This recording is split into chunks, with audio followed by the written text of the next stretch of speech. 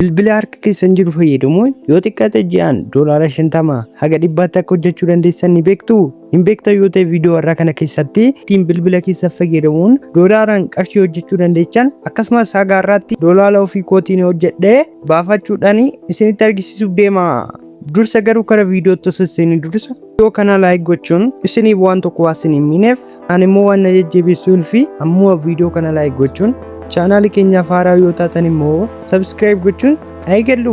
So kara viidiyootti gaafa seennu bilbila harka keessan jiru fayyadamuun yoo xiqqaate ji'aan $50 haga $100tti hojjechuu kan dandeenyu aappiiwwan hedduutu jiru. Kanaafis immoo aappiiwwan hedduu jiran keessaa har'a aappii Digiwardis jedhamu tokko isiniif fideerfee jira. Akkaataa ittiin aappii kanarratti geemii taphattanii fi sarvee garaagaraa hojjechuun pointii walitti sassabachuu dandeechan isinitti argisiisa jechuudha.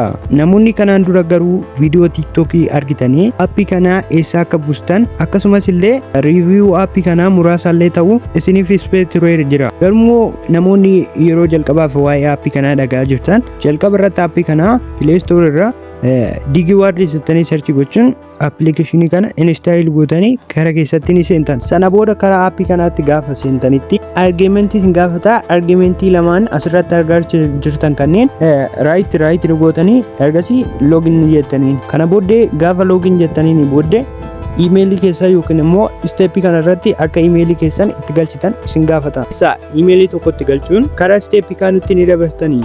Steepii isa kana irratti immoo invitation code isin gaafata. Invitation code maal isin barbaachisa yoo jettan invitation code osoo hojii tokkoon hojjeteen pointii 1000 yookiin immoo pointii 1000 osoo wanta tokkoyyuu taaskii tokkoyyuu hojjeteen kan isinii kennuu danda'udha. Pointii 1000 akkamitti arganna warroonni jettan immoo barreeffama iskiriinii irra isinii kaa'e kana osoo dogongoriin takka takkaan irratti barreessitanii Processing jettuuni. Kanaafis step aappii kana login goonu xumurree jirra jechuudha.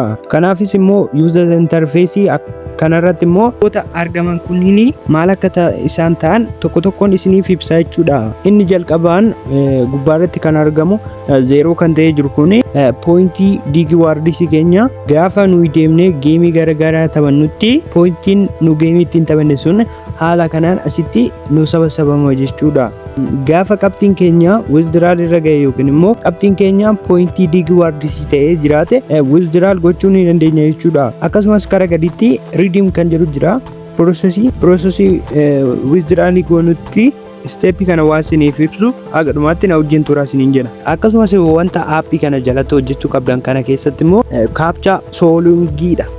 Kana malees immoo captcha sooling playtime appilikeeshiniiwwan garaagaraa daawunlood gochuun kan isin gargaaruu danda'udha. Garuu immoo aappii kanarraa wanti baay'ee salphaa jala yaaduu fi wanti baay'ee hojii salphaatti hojjetanii pointii walitti sabasabachuu dandeechan captcha sooling jira. Captcha sooling kana gaafa start jettanii keessa seentanitti haala kanaan find opponent kan jettu jira. Jala kanaan find opponent kan jettu tuqxanii yeroo kanatti kara geemii kanatti isin dabarsee daqiiqaa 30 keessatti akka geemii kana taphattanii fixanii akka daddaftanii taphattanii iskiriinii irratti koodii argitan kana daftanii itti barreessuun akka isin fixan isin tajaajila jechuudha. Daftanii koodii kanneen daftanii yoo haga dandeechan taphattan akka pointii isinii kennu yookiin immoo garee faallaa yoo injifattan akka pointii isinii kennu isaan illee yoo injifattan akka pointii isaanii kennu isin tajaajila. Kanaafis immoo steepuma kanaan captcha sooling irratti haala kanaan taphachuun immoo pointii keessan irratti isinii dabalamaa deema jechuudha.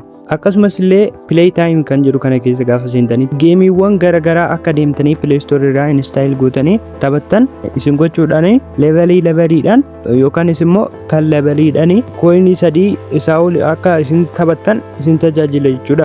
Coiniiwwan muraasa akka isinii Digiwardis irratti isinitti kuufamu isin tajaajila jechuudha.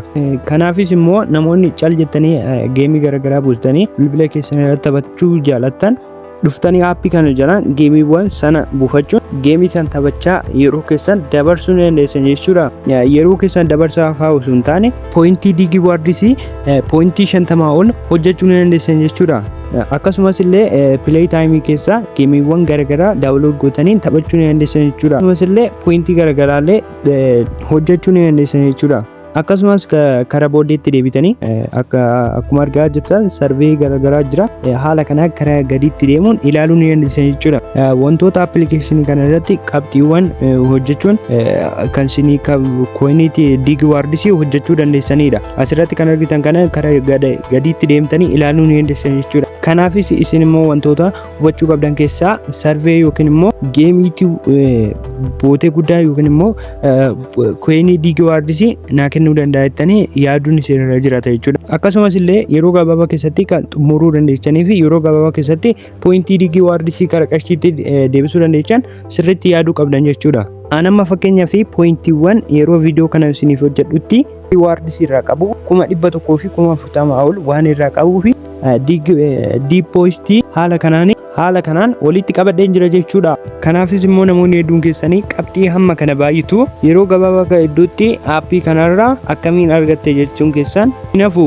Kanaafus immoo deebiin isaa viidiyoo TikTok hin hojjedhe sana boodas invitation koodii koo akka isaan fayyadamanii fi riifariin godhee jira jechuudha. Yeroo sanatti immoo namoonni kunneen koodii koo fayyadamuun gara aappii kanaatti gaafa seenanitti isaan invitation koodii koo irraa fayyadamanitti isaan poointii 1000 argatanii ani immoo poointii 150 akkasumas immoo adinaash poointii immoo gaafa isaan immoo earning isaanii isa jalqaba yookiin immoo hojii isaanii isa jalqaba yeroo isaan xumuran poointii 500 jechuun immoo waliigalaa aappii kanarra 150. Kanaafis ani immoo hiriyoota kooti TikTok irra jirani akkasumas illee audiensii TikTok irra jiran immoo invite gochuudhaan poointii hamma kana baay'atu hojjedheen jira jechuudha. Isinis immoo isteepuma wal fakkaataa amma argaa jirtan kana poointii guddaa argachuu ni dandeessan jechuudha.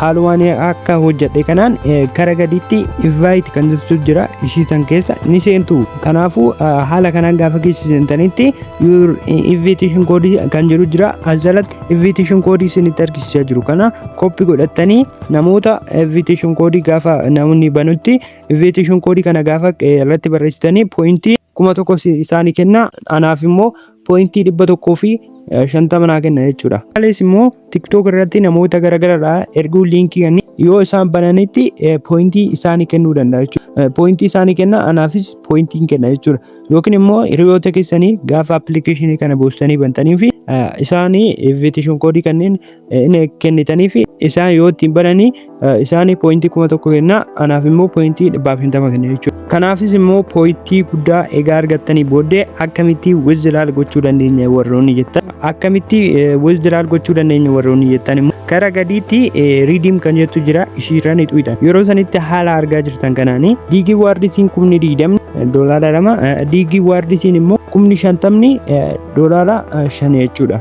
Akkas jecha waan itti fufuuf ani amma fakkeenyaaf poointii 100 fi 40 ol waan qabuuf kanaaf viidiyoo sana isinitti argisiisuuf deemaa jira jechuudha. Akka appilikeeshiniin kun payment proof ta'ee fi akkasumas akka verify ta'e isinitti argisiisuufidha. Amma akkamitti $2 withdraw godhee isinitti argisiisuu danda'a jechuudha. Kanaafis immoo payment method withdrawal method yookiin immoo PayPal account namoonni qabdan haala kanaan withdrawal gochuu ni dandeessan jechuudha. PayPal account immoo akkasuma hojjedhu barbaadan paartii tu'ettanii koomentii irraa akka naa keechan isiniin jedha. Ani amma fakkeenyaaf akkaawuntii PayPal waan qabuuf asitti iimeelii kiyya itti galchuun haga barbaade yookiin immoo haga $2 withdraw gochuu barbaadesan amma $2 fakkeenyaaf $2 baasee isinitti argisiisu. Amma asitti 20 kan jiru kana itti galchuun iimeelii kiyya galchee booddee 20 kan jiru kana irratti tuquun kana booddee redeem now nan jedhani egaa redeem now jedhee booddee guyyoota tokko qofaan akka PayPal keessan irratti waan isin hin guutamneef guyyoota biizinasii ta'a yookiin immoo sanbata duraa fi sanbata guddaa osoo hin dabalatin jechuudha. Yookiin immoo guyyoota biizinasii keessatti gaafa guyyoota 3 keessatti PayPal keessan irratti akka isin ga'u isin taasisa jechuudha.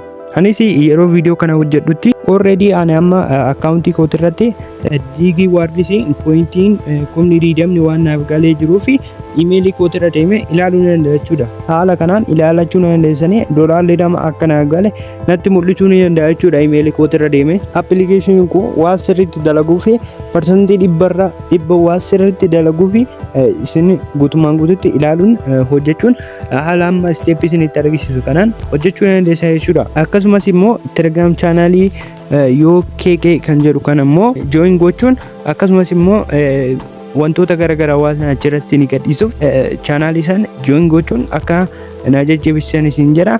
Viidiyoo biraatiif immoo baay'ee